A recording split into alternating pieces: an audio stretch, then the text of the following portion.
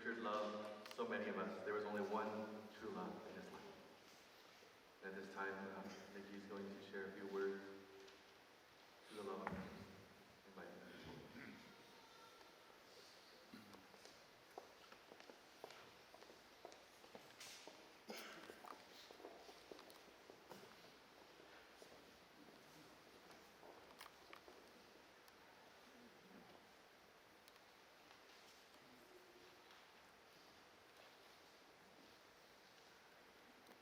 Good afternoon.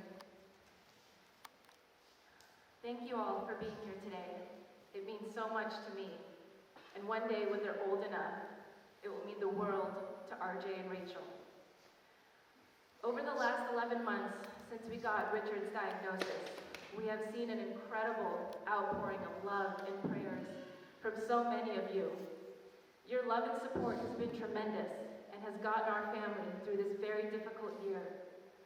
Since Richard's passing, I've received countless messages, paragraphs of stories about him and what he meant to so many people, and how they are grieving with us.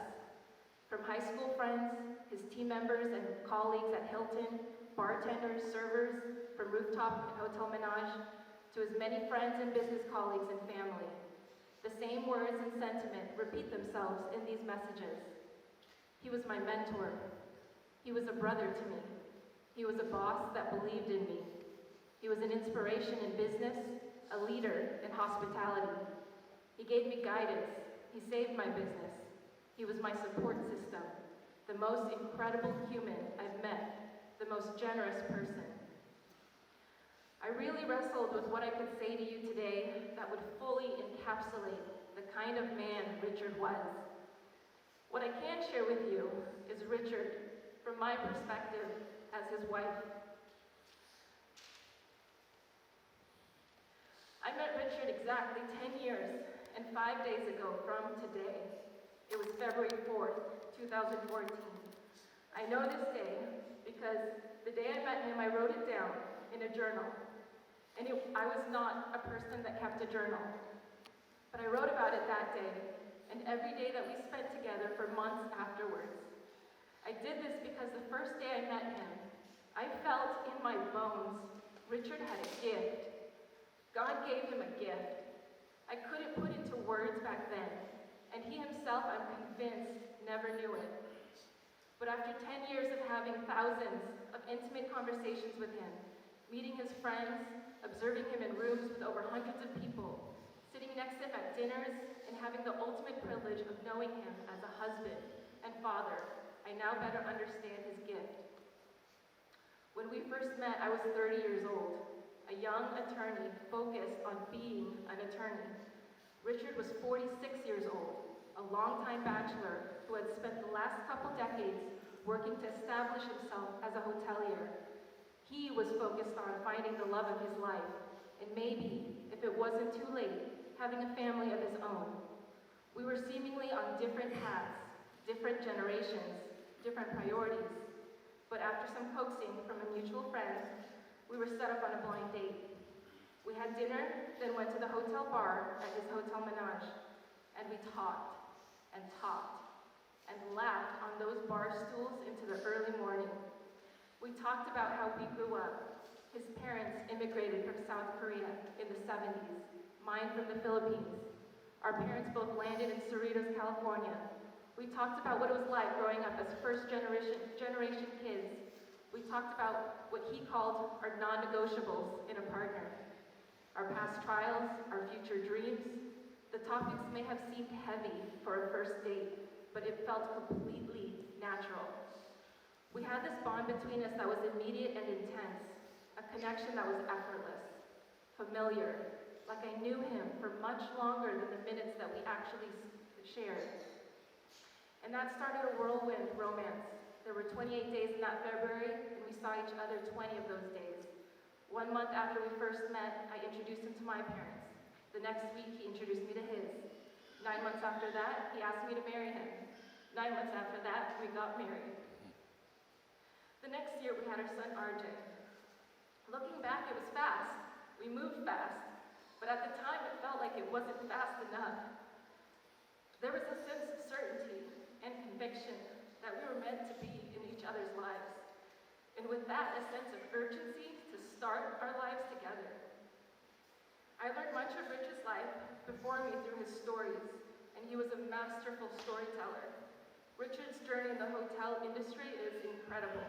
It is the quintessential rags to riches, self-made man story. He had great success that he earned himself with a big heart, a lot of grit, attention to detail, as he always said, and compassion for others. As many of you know, Richard spent 17 years at Hilton and climbed the ranks from the bottom up. He started as a 19-year-old kid working in the mailroom at the Anaheim Hilton. At the time, he drove a white Jetta, souped up, of course, with a license plate that said Hamster, which was a nickname his friends had coined. We still have that license plate. Richard loved cars. He was a man of his word. He kept every promise he made to me except one. He could not keep a car for more than 2 years. And he'd break this promise in the exact same way every time. You know how he would always say, dude, or bro. It would be the same way with me, but interchange baby. I'd get a call, baby. You know I love you, right? You know I love you so much. And I just want to live my life. I've worked so hard. And I'd say, you bought a car, didn't you? And he said, you're going to love it. I talked to Peter, you're going to love it. From the mailroom kid, he climbed the ranks to become the youngest hotel manager at the Anaheim Hilton. He was 32 years old. He ran teams, ran budgets, walked the properties every morning, held stand-up meetings with department leads, and he loved every minute of it. He admitted there were people who thought he was too young, too cocky, but he ignored it and kept going. He was moving towards something bigger. Even years after he left Hilton, he stayed loyal to the brand. Whenever we went on a vacation, if there was a Hilton in the area, he booked it. After the Anaheim Hilton, he became the general manager of the Hilton Costa Mesa. He told me how he somehow finagled a lunch meeting with Anton Segerstrom. The Segerstrom family owned the South Coast Plaza, and they still do. Richard sat across from Mr. Segerstrom, who was always Mr. with Richard, and he made his pitch. Mr. Segerstrom, we should change the name of South Coast Plaza to the Hilton Plaza. At that point, as Richard told it, Segerstrom looked at him, gave a chuckle, and he said, "You got a lot of balls, kid." Obviously, Richard didn't close the deal, but that was Richard, always going after it with no fear. He often said, you gotta throw everything you have at the wall and see what sticks. Some stick, some don't. You go with the ones that stick. In 2002, Richard made the pitch that changed his life. He learned that La Casa del Camino, a small historic hotel in Laguna Beach, was going on the market. He also learned that from a CPA friend that Japanese businessman, Mr. Shinomiya, was coming to California to consider U.S. investments. With a prepared business proposal in hand, Richard met with Mr. Shinomiya, and he walked him through La Casa and took him to the rooftop, which at that time was a structural roof to the hotel. And he made the pitch of his life. He pitched his expertise in the hospitality world, his work ethic, his trustworthiness, his vision for the property. And that very night, Mr. Shinomiya agreed to fund Richard's dream. The next day, the money was wired. Years later, Shinomiya said he wasn't investing in the hotel. He wasn't investing in the rooftop. He was investing in the kid that was making the pitch. Richard was 35 years old at the time. Shinomiya gave Richard the opportunity of a lifetime, and Richard returned on his promise to Shinomiya tenfold. Richard and Shinomiya stayed together in nearly every venture after that. Shinomiya ended up being one of Richard's groomsmen at our wedding. They loved each other like brothers. You know the saying, it's not personal, it's business? There's no such thing with Richard. He made everything personal. You couldn't help but be personal with Richard. His relationships with his team members at every one of his hotels and restaurants over the years was personal.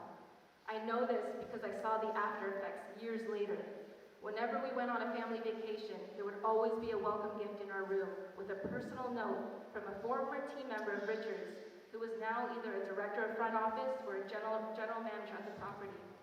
Former sales team members would send him tickets when they found out he had kids. It was as if these former team members, his staff, was aching to return some massive favor to Richard, but it was really them reciprocating the grace that Richard had shown them years ago. For over 10 years, years, Richard put his heart into La Casa and created the Rooftop Lounge. He went to acquire other properties and ventures, but he always referred to La Casa as the OG, his baby. During the La Casa and Rooftop days, Richard worked hard to build his company and portfolio. He worked hard, played hard. He was single for a long time. He had incredible travels, he played a lot of golf, he enjoyed his souped-up cars, and he formed tremendous friendships. I mentioned earlier that I knew when I first met Richard that he was given a God-given gift that I couldn't put into words back then. Richard was a magnet. He had this magical, magnetic force that pulled people towards him. He just made you feel good when you were around him. There was such a genuineness about him, a natural ease and outgoingness that instantly made you relax and drew out the best in you, no matter the circumstances, no matter who you were, in whatever place or setting, lunch, dinner, a party, the line at CVS, a doctor's office. He was the source of laughter in every interaction, boisterous, witty, so quick with humor. If you spent time with Richard, you were laughing. He innately cared about people. He cared about wanting to get to know you. And when he got to know you, his mind would be going in all sorts of directions on how he could help you, who he could introduce you to that could help you. And it could have been anything. Business, needing a career move, finding a family dog, finding a car to buy, anything. And he delivered on helping people because his pool of friendships and relationships was so vast. His token phrase was, "I have someone you should meet." 99% of us would make the introduction and leave it at that, not Richard. He would make the call, set up the lunch, then he would go to the lunch to make sure everyone felt comfortable in the meeting and make sure the meeting went well. And then he would pick up the tab. There was nothing strategic about him. There was no angle, no ask at the end. Great relationships came out of these Richard introductions, lifelong friendships, marriages, partnerships. His introductions were gifts. And people loved him because he was just Richard, authentic, unreserved, no pretenses, no airs, no inhibitions. He was unapologetically true to himself, and it was endearing. He recycled 3 outfits on a daily basis, no matter where he was going or who he was meeting. It was a black t-shirt, black shorts, a pair of Michael Jordans, and a black melon hat. If he felt a little crazy, he went with a camel melon hat. He loved black. I would ask him, "What's up with the black?" And he would just tilt his head and give me a big smile. "Come on, baby. Raiders." When RJ was born, he wanted to paint RJ's walls black with silver trim. He was a die-hard Raiders fan. There was no filter with Richard. He didn't try to talk fancy or appear better than anyone. Everyone was a bro or a dude to him. If there was a joke that popped in his head, he said it. If he thought something was funny, he said it, whether inappropriate or not. And he was quick with those jokes. His laugh was big and warm. It filled the room. If you heard it across the room, you gravitated toward it. I've seen it happen dozens and dozens of times. When he comes into a room and people hear his laugh, if they know him, they're making their way towards him. If they don't know him, they find themselves making their way to meet him. His voice was big and loud. He had a booming, low voice that carried, and he had one volume. There'd be so many times we'd be in a quiet setting listening to a speaker at a professional thing or a show or a movie theater, and he'd be saying something right next to me, and people would be turning around to look at him, the speaker would be looking at him, and I'd swat at him and say, "Can you lower your voice? Can you whisper?" And he'd just give me that smile and say, "Come on, baby, you know I don't have a library voice." Just as Richard was quick with jokes, he was just as quick to cry, and he owned it. He cried at movies, he cried whenever he opened a card from the kids, he cried at both childbirths, and whenever he gave a speech about me or RJ or Rachel in a toast or a birthday party, he most definitely cried. With a personality as big as Richard's and a presence as big as his in the community, it could have been very easy as a wife to feel small or to feel like I was the one supporting him. There was not one second of our entire time together that he let me feel that way. He knew I had goals for myself. He knew I had circles of friends and family that I cared about, and he made those his priorities and what he cared about. He made it clear, you chase your goals, you chase your dreams, I got the kids, I'll take care of things around the house. And he did. I was the one to go to work early and come home at the end of the day. If I had a trial that took me away, he was at home with the kids. If I needed him to come to a firm dinner or a bar function, he was there as a supportive husband. He checked in every day to see what kind of day I was having, and if it wasn't a great one, I'd come home and find fresh flowers on the kitchen counter and a glass of wine ready. He was a romantic. He would always put me first and make sure my tank was full. He always pushed me out the door to do things that took care of me. One of our early conversations was about having a family. Richard talked a lot about wanting a family. I asked him one time, why do you want a family? You have a fabulous life. He said, I've never had a family of my own, but I think I'd be a pretty good dad. He was an incredible dad. When RJ was born, something shifted in Richard. It was a different kind of devotion. Nothing ever took priority over me and RJ, and then when she was born, Rachel. Richard was the hands-on present parent. He was up at night when I was up. He changed more diapers than I ever did. He was the one with the kids in the morning when I went to work early. He did bath and books at bedtime. He scoured for things to do with the kids on the weekends. If either one of them showed any signs of being sick, he was the one that took them to the pediatrician. In fact, he took them to all their pediatrician appointments. He knew their weight, their height, their immunizations. He was the one that shopped for gifts for them. When RJ was old enough to go to school full-time, Richard was the one that took him to school every day. But he just didn't drop him off at Carline. He parked the car every day and walked RJ into class holding his hand. He loved taking RJ to his golf lessons. Richard watched every swing with pride, nostalgia, and anticipation for the journey ahead. He always said he couldn't wait until RJ was old enough to play a round of golf with him. When Rachel was born, Richard felt his life was fully complete. He wanted a family of his own for a long time, and he got it. She was his baby girl. She was the tiniest of us all, but he always said he was the most scared of her. He'd say, she's not scared of me. If I get mad, she gets more mad back at me. Rachel had the least amount of time with Richard, but they are so similar. RJ and Rachel are Richard. They look like him. They have his dimples. They have his laugh. They have his sense of humor. They have his spirit. They are his legacy. He was so proud of them. Richard lived a full life. He had incredible success in business. He built tremendous friendship and connections. He traveled the world. He had pureness of heart. He enriched so many people's lives in all kinds of different ways. He paid it forward and inspired people to pay it forward. And he got the sweetest ending. He got what he wanted most, the truest love and a family of his own that he adored. And we adored him right back.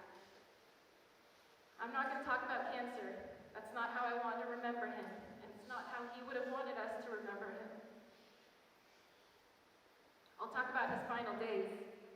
When they told him there wasn't anything left that they could do for him, Richard knew he had weeks. In those last couple of weeks, Richard was committed to making sure me and the kids were prepared as much as possible for what was going to happen next, for the next phase without him. When Richard was fighting this disease, I was his mental coach. In moments when his body was failing him and the meds weren't working, I got down with him and I coached him through those days to keep fighting. But during his last couple of weeks, he became my coach, coaching me on staying strong for what I would be facing when he was gone. He became our kids' coach, repeatedly preparing them for what was to come, patiently explaining and re-explaining that he would be with them and watching over them even when they couldn't see him. I know this was incredibly hard on him because he did not want to leave us, but he cared more about making sure the three of us were prepared in every way possible. He passed in the most beautiful and peaceful way. He was sharp and lucid until his very last day. In his final days, I saw him settle deeper and deeper into his faith. He was anchoring to it. He had increased dreams and visions of divine presence, of God, of loved ones who passed. He had complete acceptance and reassurance of where he was going, and he was at peace. One of the messages I came across after Richard passed stuck with me. It was from one of his friends, Brian McDonald. He wrote this beautiful passage on what Richard meant to him, and he ended it with #LiveLikeRich. That struck me because anyone who knew Rich knows exactly what that means. We should all live like Rich.